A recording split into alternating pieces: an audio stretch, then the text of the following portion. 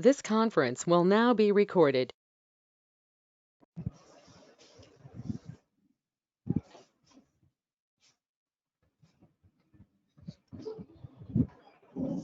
Please camera को on करो.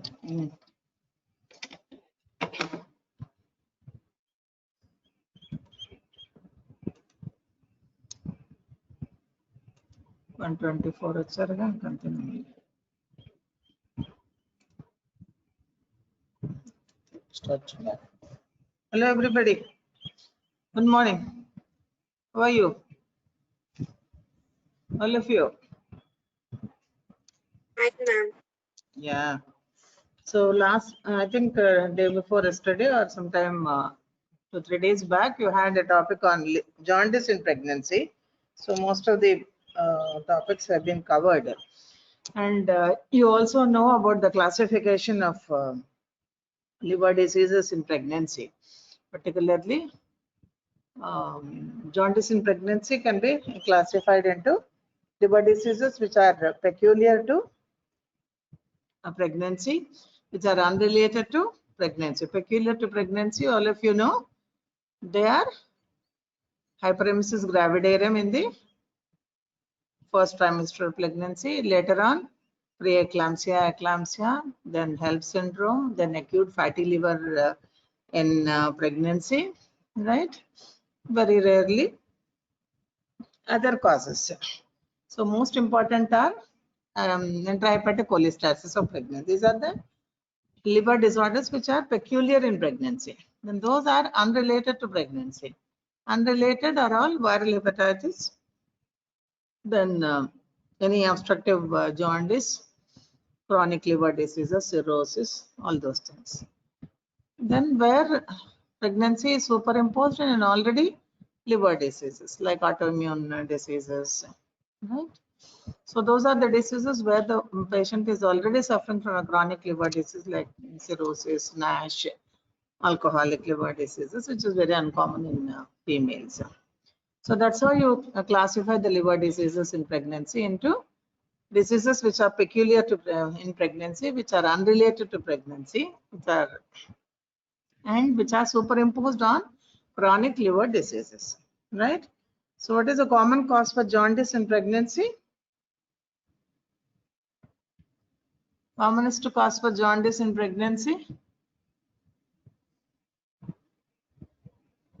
Anybody?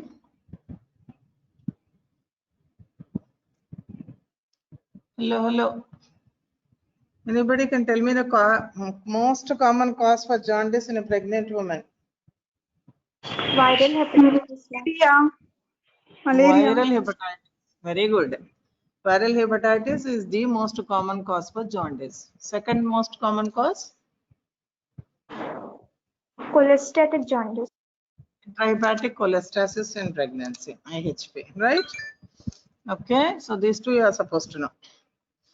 Intrahepatic cholestasis and viral hepatitis, because those are the two ones which we see commonly in pregnant women. Of course, not common, but those are the common causes, right? So acute viral hepatitis is the most common cause for jaundice in pregnancy, followed by intrahepatic cholestasis because of the hormonal effect, genetic predisposition. All those have been taught to you. Acute fatty liver is very rare. HELLP syndrome, preeclampsia, eclampsia, sometimes not very common. Then what else? Hyperemesis gravidarum and other ones. Autoimmune hepatitis, or then obstructive jaundice. All those things are seen very rarely. So these two conditions you are supposed to know.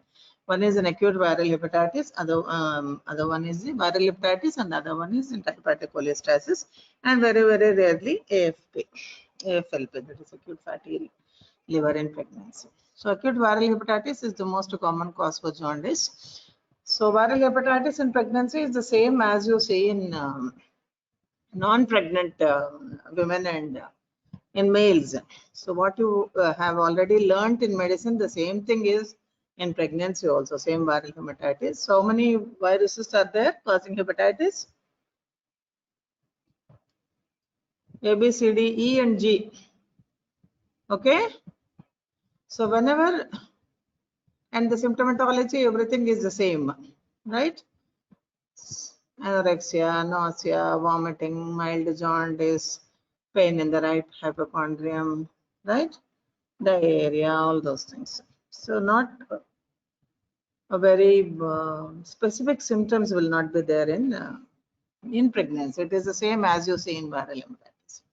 So whenever you have a doubt that this jaundice may not be due to intrahepatic cholestasis.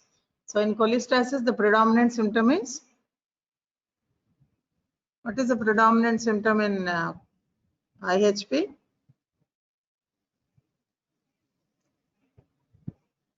Pruritus, right? Jaundice will be very mild. The woman usually gives history of very severe pruritus. Okay, so that's how you can differentiate between viral hepatitis and intrahepatic cholestasis, right? And the jaundice is very, very mild in intrahepatic cholestasis. So whenever there is, you are thinking of viral hepatitis, jaundice is because of viral hepatitis, because it is the most common, and the woman doesn't have much elevation in the bilirubin, and then she's not having pruritus. You think of the viral hepatitis. Then you have to consider what are the types of the viral hepatitis, that is A, B, C, D, E, and G. Is it acute or is it a chronic hepatitis? And what is the impact of viral hepatitis on the outcome of pregnancy, that is on the mother and then the baby? And what is the risk of vertical transmission, that is prenatal, intrapartum, and postpartum transmission? And what is the differential diagnosis? Differential diagnosis is usually the causes peculiar to the pregnancy, like hyperemesis, preeclampsia, HELLP syndrome, AFLP, and so on. So hepatitis A is most common, but it is not. So these are the points you are supposed to know during pregnancy. It is the same as in the clinical features, the incubation period, clinical features, then the diagnosis, the management, everything is the same as you say in medicine, what you have read, the same thing. But here you are supposed to know that this is not associated with an adverse maternal and fetal effects. It is not going to affect the pregnancy in any way. Vertical transmission is very rare. So the risk of transmission to the baby is very, very rare. Neither there is prenatal or intrapartum or postpartum transmission. And then there is no teratogenicity. There is no carrier state, unlike HBS, viral hepatitis. Okay, and anti-HAV antibodies present in the mother in the initial stages of infection will cross the placenta, and that will protect the fetus. Okay, so these are the 5 things you are supposed to know in hepatitis A. One is, it is not associated with any adverse outcome either to the mother or baby. There is no vertical transmission, no in the sense very rare. There is no teratogenicity. There is no carrier state. Anti-HAV antibodies which are present will cross the placenta and protect the fetus from the infection. And there is no contraindication either for vaginal delivery or for breastfeeding. Okay. So these are the things you are supposed to, and there is no indication for termination of pregnancy also. So these are the 7 points you have to remember. No adverse effects, no vertical transmission, no teratogenicity, no chronic carrier state, right? No need for any termination of pregnancy, and then breastfeeding is not contraindicated, vaginal delivery is not contraindicated. Rest of the things are the same as you have already learned in medicine. Then how do you prevent hepatitis A? Is by vaccination. Vaccine is very safe in pregnancy. Then whom do we vaccinate? We give vaccination to the women who are traveling to endemic areas. So some areas are endemic, it is because of the route of transmission is mostly fecal-oral route of transmission. You all know it is seen in places where there is overcrowding, poor sanitation facilities, then poor where there is no availability of a safe drinking water system. So it is a fecal-oral route of transmission. So women who are traveling to the endemic areas, or the women who have come in contact with people with active viral hepatitis. Supposing she's living in a family where somebody else has got an active viral hepatitis, this woman has to be protected with vaccination. Then in third trimester infections, immunoglobulin should be given to the newborn within 48 hours. Okay, so vaccination is given to the women traveling to the endemic areas, or if the one of the household members are infected with active viral hepatitis and she is in contact with her husband or some other people in the household. Then if the infection occurs in the third trimester, then the passive immunoglobulin should be given to the newborn within 48 hours. Then rest of the management is supportive, like bed rest. Then you give nutrition has to be given properly. You have to maintain her immunal status. Then no indication for termination of pregnancy. This I have already told you. No contraindication for vaginal delivery. Breastfeeding is also not contraindicated. But sometimes you may need to isolate the mother and the baby in the hospital to prevent nosocomial infections. So if you are putting her in the maternity unit or in the maternity block, to prevent nosocomial infections, we may have to isolate the mother and the baby until delivery.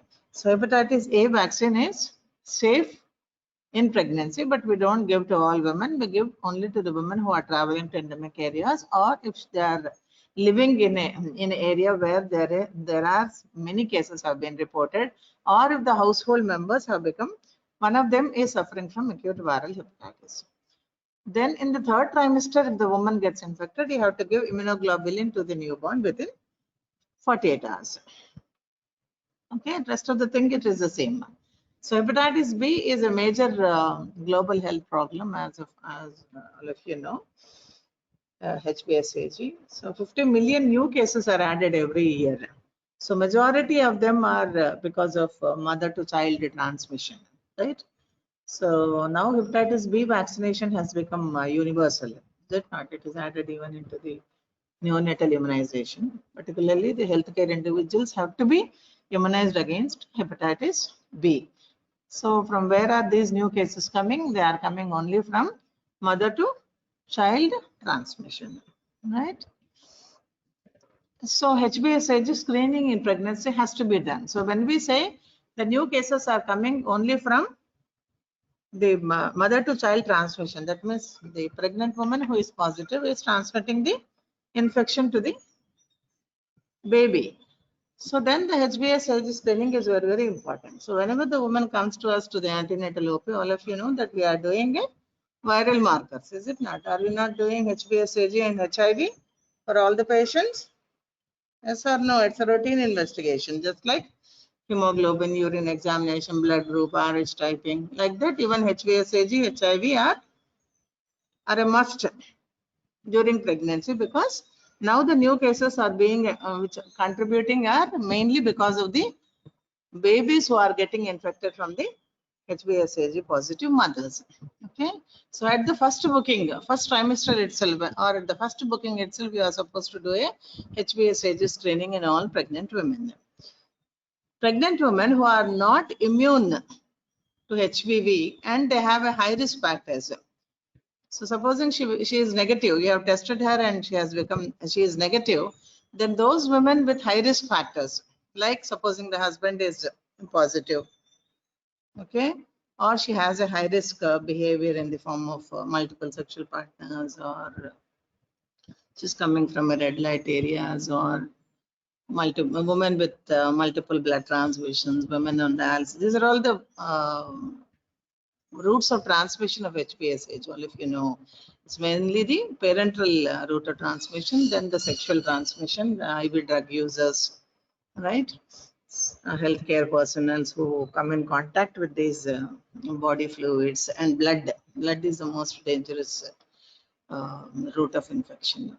Then blood transfusions without screening properly, particularly the individuals who are on repeated blood transfusions, blood products or blood transfusions. People on dialysis, those are all the people who are on high risk to the HBsAg infections. So supposing you have done the test at the first booking, and if she is negative and she has got a high risk factors like this, being husband being positive, or she's coming from a high risk areas, high risk behavior. In such cases, you have to give her vaccination against HPV. So HPV vaccine is safe in pregnancy. So both HIV can be given in pregnancy and HPV also can be given in pregnancy. There is no contraindication for vaccination in pregnancy. Right? So if you know that she is negative and she is at risk of contacting infection, always give her a vaccine. Right? So ongoing high risk behavior, and if the HPV status is unknown, like if the woman is not coming for antenatal checkups, she comes only at the time of admission for the delivery, then you can do at the time of labor room admission. So if the woman is continuing her high risk behavior and you don't know her HPV status, you do at the time of admission for delivery. Supposing you have done in the first booking, it is negative, but still she is continuing that high risk behavior. In such cases, you have to repeat again the test at the time of admission. She would have become positive in these 9 months, is it not? What is the incubation period of HBS? Incubation period. No, I'm not telling you all those things because they are all same as in the medicine. They would have told you in detail about differences between HIV and HBV. Okay. Right, followed. So all women need to be screened at the first booking, right? So if they are negative and if they are prone for infection, that is high risk behaviors, then you have to immunize them against HPV. So even if they are negative at the first booking, if they are continuing their high risk behavior, then they need to be retested again when they come for admission at the time of delivery. So why we are testing so many times? Only to prevent the affection to the newborn. The newborn should not be affected. So the newborn has to be protected against this MTCT. So HBsAg positive women, supposing she is positive. So negative, we have learned what to do with negative people. Supposing she is a positive woman, then you refer her for additional testing, other counseling regarding the MTCT and how the infant has to be protected and other ones. Then counseling and management, and other tests which we are supposed to do are the HBeAg, that is the envelope antigen, then the core antigen. HBeAg usually indicates infectivity. The woman is having HBeAg also. So there are so many antigens within the HBs. Surface antigen, core antigen, then the envelope antigen. I hope you know all these things. I'm not going into the details of the HPV virus. So HBe is the envelope antigen. Then HBV DNA directly measures the viral load. Okay. So if the woman is HPV positive, HBsAg positive, then you have to go for these testings like HBeAg, which indicates the infectivity of the woman.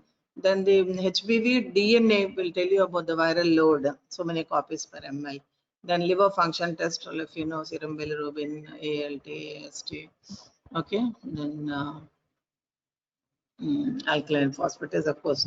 Alkaline phosphatase is not very specific in pregnancy because of placental contraception.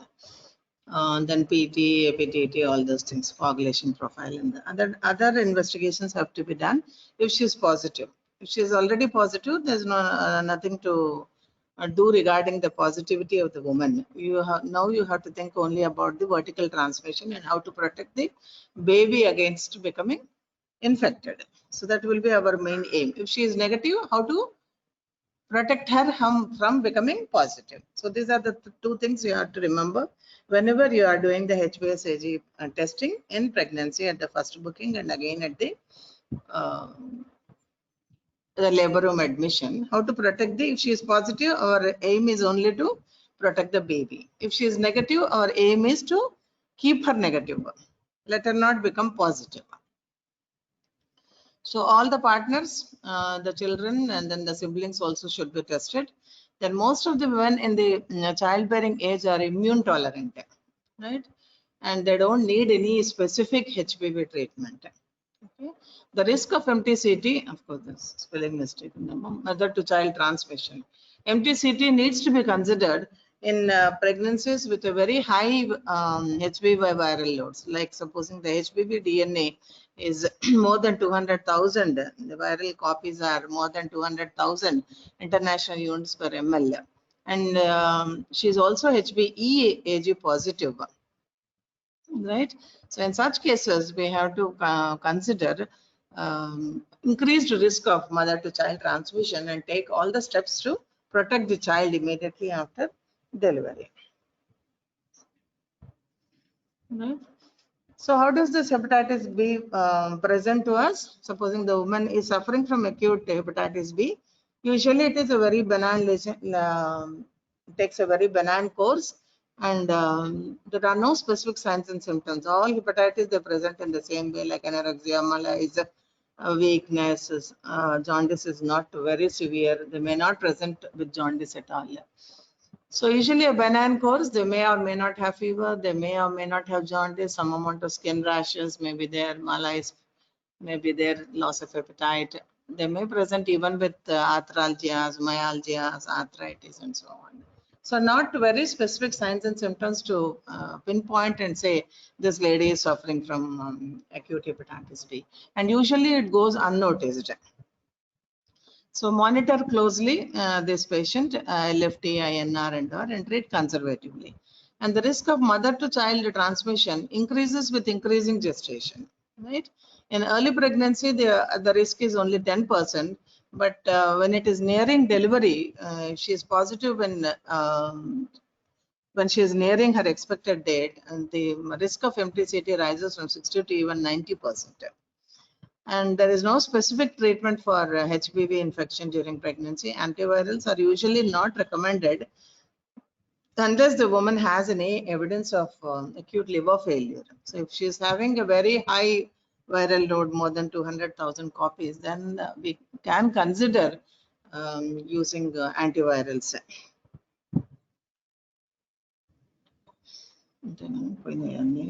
So we have, so one thing you have to remember is hepatitis B,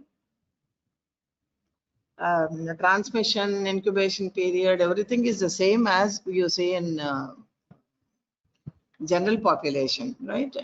And what happens when one becomes a positive, supposing we are infected with hepatitis B and we become positive, what will happen? What is the course of the disease? 90% of the people will clear the infection, right? Once HBs AG, they become positive, more than 90% of them will clear the infection. There will not be any carrier state. Only 10% of the individuals will become chronic carrier state. Those are the people we call them as HBs AG positive carriers. They enter into a chronic carrier state. So when do you say a chronic carrier state? When HBs AG is positive 6 months after the infection. So when supposing today you have tested, she is positive, and even after 6 months, if you test her, even then if it is positive, then you say that she has become a chronic carrier of hepatitis B. So 90% of us will be able to clear off the infection because our immunity is good. Only 10% of the individuals will become chronic carriers, right? Among that 10%, only 1% will go into acute fulminant hepatitis, and they go into all those complications of hepatic encephalopathy, coagulation disorders, and so on, and they may be fatal also. That is only in 1% of that 10%, right? Some of them will go into a chronic diseases like all of you know, cirrhosis of the liver, chronic active hepatitis, and hepatocellular carcinoma. So these are the complications of chronic hepatitis B. So what all of you should understand is 90% of the individuals with the initial infection of HBs AG positive, they will be able to clear off. They will become negative within 6 months. So if the lady or if the man continues to be positive even after 6 months, then you call them as a chronic carrier state of hepatitis B. Okay, so among those, 1% will have an acute fulminant hepatitis and they go into complications of hepatic encephalopathy or uremic syndrome or coagulopathy, and it may be fatal in those 1% of 10% cases. And some of them, rest of them will go into, after the 10, and 9% will go into chronic stage, like chronic active hepatitis, cirrhosis of liver, and hepatocellular carcinoma. But that will take a long time. It may take even 2 decades for a patient with chronic carrier state to end up in a hepatocellular carcinoma. May take 2 decades or even 3 decades.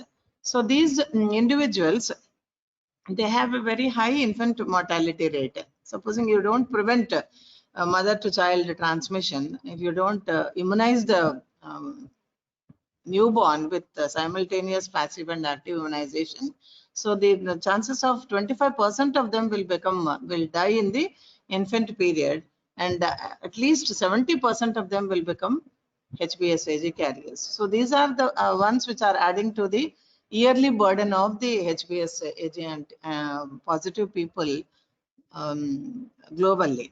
So this is very, very important, that MTCT has to be reduced by neonatal immunization. So once the child is born, so we said there is no contraindication for vaginal delivery and there is no contraindication for breastfeeding if the child is immunized with HBV vaccine as well as immunoglobulin with HBV within 12 to 24 hours. So the breastfeeding should not be given unless the baby is immunized simultaneously with both passive immunoglobulin as well as with HBV virus, HBV vaccine followed. So this will reduce the transmission rates drastically. So right from 90% in the third trimester MTCT and MTCT2, it reduces to as low as to 10% of MTCT. Followed, all of you. So this is very, very important, that the child immediately after delivery should be vaccinated with HBV vaccine as well as with an immunoglobulin, right? But this immunoglobulin is not suggested for pre-exposure prophylaxis because it is not cost effective and it is not going to last long. So we don't consider it for a pre-exposure prophylaxis. It is only for the babies who are born to HBsAg positive mothers. So this should be given as early as 12 to 24 hours. And then the woman can start breastfeeding the infant. Followed, all of you.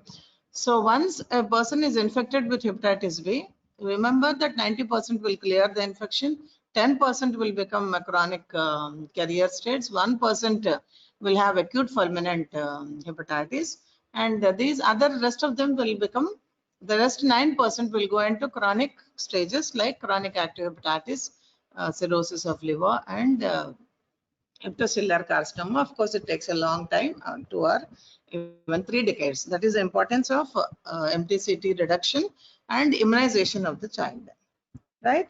So this is as far as acute hepatitis B. Of course, there are antibodies also present. First, the antibody to appear is the anti-C antibody. So that is the first antibody to appear immediately after the infection.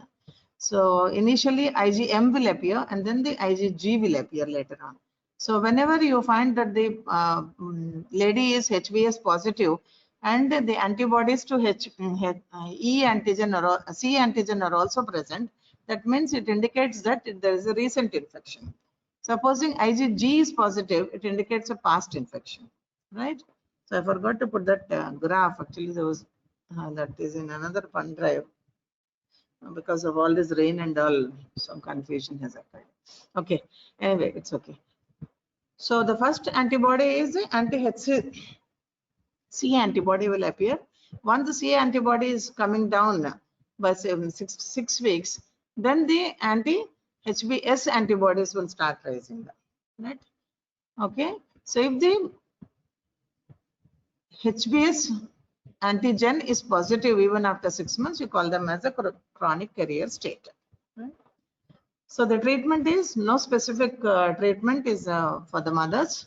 If the viral load is very high, we can use antivirals, the same antivirals which we use for HIV. Same drugs can be used. They are not. There are no studies to prove that they are safe in pregnancy. But if the viral load is very high, because the risk of MTCT is higher when compared to the risk of using these antiviral drugs. So if the viral load is very high and the patient is also HBe positive, then better to use antivirals to reduce the load of viral load and to reduce the transmission. So this is about the hepatitis B. Okay. Then you also have hepatitis C, D, E, and G. C antigen is mostly for, all these are RNA viruses except for hepatitis B, which is a DNA virus. I hope you know all this. So C virus is usually associated with chronic diseases like same chronic active hepatitis or cirrhosis of liver and all that. At present, there are no guidelines to indicate routine testing for HCV. So we are not testing for HCV now routinely because we do not have any vaccination or immunoglobulins which are available for hepatitis C. Okay, so the signs and symptoms are like any other hepatitis A, B, C, anything. But C is mostly associated with chronic hepatitis. At present, we do not know, we do not have any vaccination or any immunoglobulins available, and it is not recommended routine screening for hepatitis C. Okay, then HCV we don't do routinely, only we are doing HBsAg now. Then coming to D, D is an incomplete antibody. It requires hepatitis B virus for its assembling, for its multiplication. Okay, so it is along with hepatitis B, the mode of transmission, everything is the same. Another thing you should remember for C virus is usually it is associated with HIV. So whenever you have a HIV positive woman, always test for HCV also.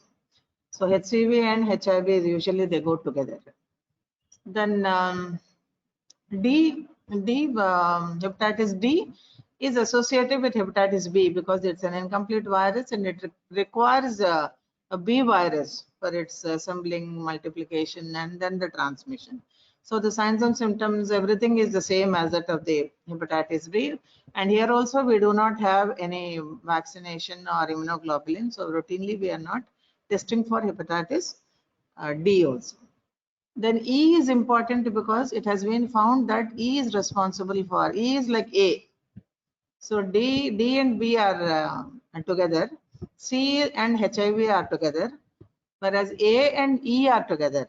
So E is same as A, that is fecal-oral route of transmission. It is found only in places of poor sanitation where there is no safe drinking water is not available, right?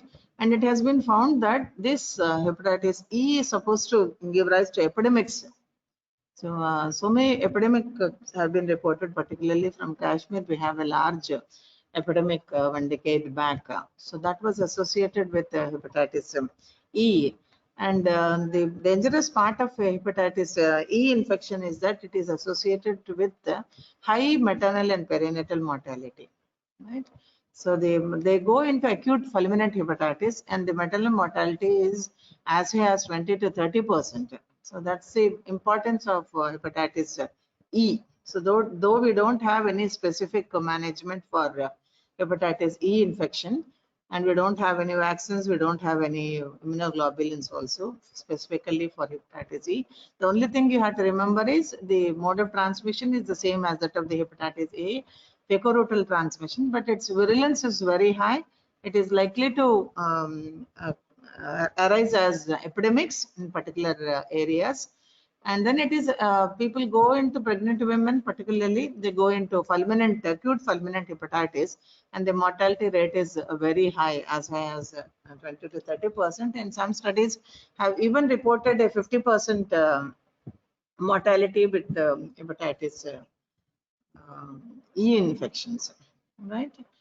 And perinatal mortality is also very high, as high as 30 to 40% of them that die either because of miscarriages or because of intrauterine and fetal deaths or stillbirths or neonatal asphyxias, all those things. So that's one thing you have to remember, that E hepatitis is associated with epidemics and it is associated with a increased incidence of fulminant hepatitis and increased maternal mortality and perinatal mortality. But the treatment is the same as you treat any case of liver disease in pregnancy. Like you have to monitor the liver function test, you have to monitor the coagulation parameters, maintain the intake output chart, maintain the nutrition of the woman. And it's the same as you treat any case of hepatic encephalopathy or whatever it is. So these are the viral hepatitis in pregnancy. So you are supposed to know only about normal physiological changes in hepatobiliary system in pregnancy. Then you are supposed to know the causes of jaundice and how do you classify liver diseases in pregnancy. And you should know about the causes which are peculiar to pregnancy. Jaundice due to diseases peculiar to pregnancy and viral hepatitis. In the viral hepatitis, A and B, both are in. Of course, A is not associated with any adverse outcomes. B is important because of mother to child transmission and the chronic carrier state, which is adding to the burden of the, it's a global health problem, all if you know. And vaccination, of course, nowadays everybody is getting vaccinated with HPV, and more so the health personnel like doctors, nurses. All of them should get vaccinated with hepatitis B. The doses depending upon the whether it is a multivalent or a single vaccine, a 0, 6, and a 10 weeks, 3 doses. Lifelong immunity is supposed to be there. Repeat doses are usually not advocated.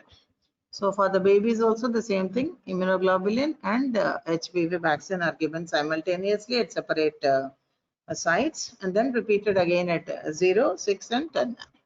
Right. So this is about hepatitis in pregnancy and its course. Any doubts? All of you? All of you, any doubts?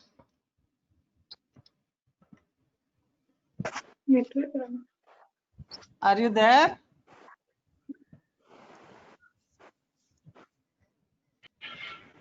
Hello.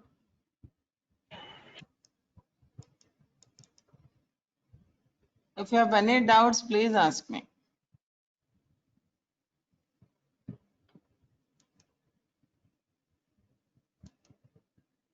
This conference will now be recorded. This conference will now be